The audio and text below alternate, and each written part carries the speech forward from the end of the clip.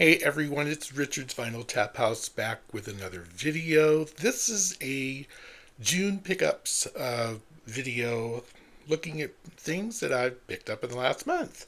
And I'm getting better about kind of picking and choosing things I'm buying now, so hopefully I'm not showing just stuff. Anyway, starting off with some VCLT. Simon from Return to Vinyl and Iain from Ranking the Obscure sent a package to me with a couple of interesting goodies. Iain sent over Ultravox's Monument, the soundtrack. This is a live album from 1983, part of a video project from 1982 of a live project they did. This is an interesting album. I know of Ultravox, both eras of Ultravox with John Fox, mid-year. This is mid-year era of Ultravox, but I did not know about this live album. So playing this was definitely a treat. Only 6 songs on here, but what songs they are. Vienna is featured on here. A very nice little Chrysalis label.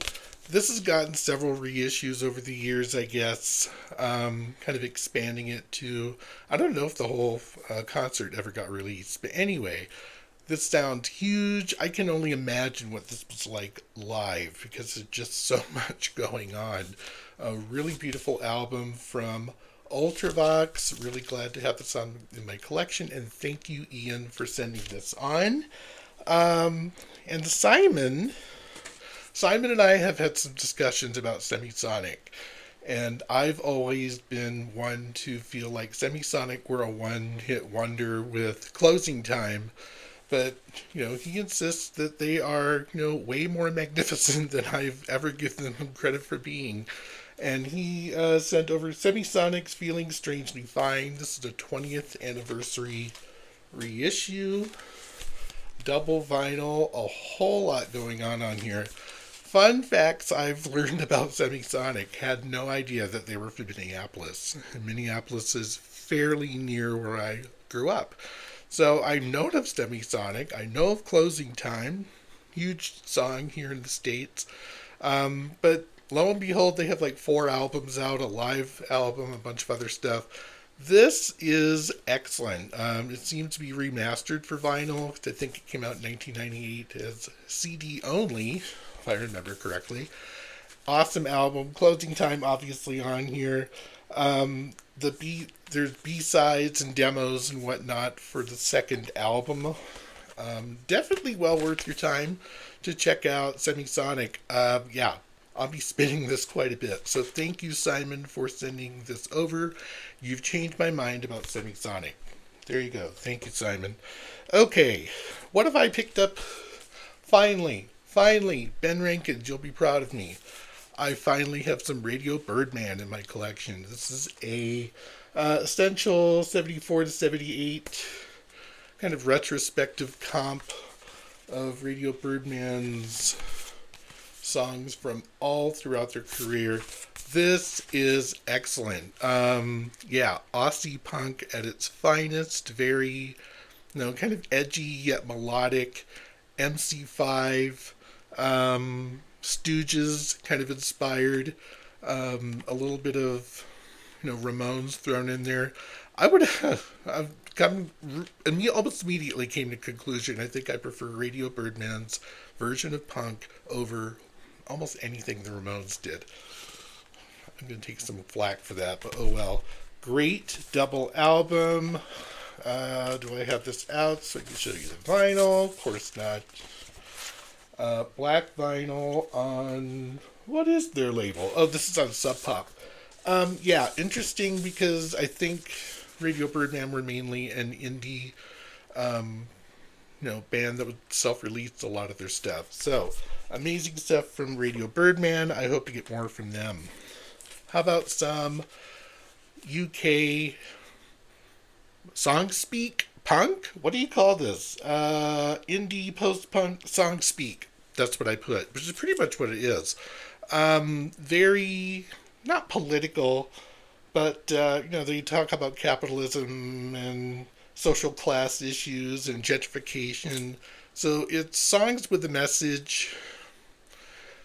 It's interesting. I've been sort of a fan of them since this came out in 2022, but I never picked it up. Streamed it quite a lot and was finally found it really cheap locally, so I picked it up. So Yard Act album called The Overload, and yeah, the debut album. Interesting stuff. I found out about it through Bandcamp, and the rest is history. Very glad to finally have Tears for Fears, The Hurting on vinyl. This is a fairly recent Abbey Road half-speed master. Beautiful sounding, amazing album from them. This is not Songs from the Big Chair. This is darker, deeper, more lush, focused. Some of the songs are a little, hard to take in. Suffer the Children is, kind of a sobering track, if you will. But a beautiful album from Tears for Fears. Again, half-speed master, gorgeous vinyl, and it does sound fantastic. What else? Oh, I was so glad to get this one too. So this could be technically a Cocteau Twins album, but it's really Cocteau Twins with Harold Budd, who is kind of a ambient keyboard pianist, worked with Brian Eno. But this project was called I can't read today, The Moon and the Melodies, and it is absolutely stunning as far as like soundscapes, ethereal vocals from Elizabeth Fraser, of course. This is just a beautiful thing of beauty from the 4AD folks that have brought us all kinds of wonderful things. I really want to do kind of a deeper dive into just 4AD and do a video about that label, because I'm loving everything that comes out of them. Great album there. Finally completed my vinyl collection of albums I want, not a completist, from Arctic Monkeys. So I finally have Suck It and See. What year did this come out? 2011-ish? Kind of a mid-years one. This preceded AM, which is kind of where I drew the line with Arctic Monkeys, because their last couple of albums were not my thing at all. But this is kind of, mid-years, classic, up-tempo, fairly rockin', if you will. Black Treacle, She's Thunderstorms, Brick by Brick. Great songs from Arctic Monkeys. I love this album.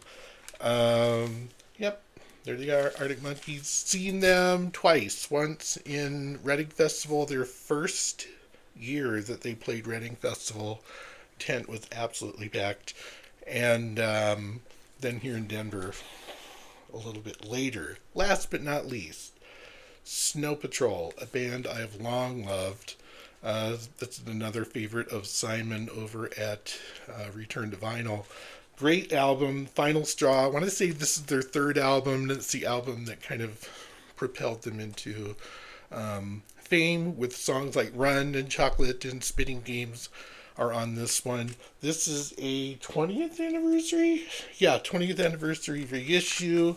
I've wanted this on vinyl for some time, and I'm glad to finally have it. Snow Patrol are kind of hit and miss. Their early albums don't do much for me. This is kind of where I would say is the perfect entry point for Snow Patrol. Their latest, later album, I think Wildness is their latest album, which I absolutely love. Kind of a return to form and focus for me. So Snow Patrol, love them. They're out of, where are they from? Irish. They're North Irish. There you go. That is my June pickup hoard trove collection. What do you call that? Again, thank you, Simon and Iain, for the VCLT. Appreciate that very, very much. We will talk to you all soon. MGK weekend's coming up in July. So there might be a little bit of a dry spell for videos, but we'll talk to you very soon. All right, take care. Bye.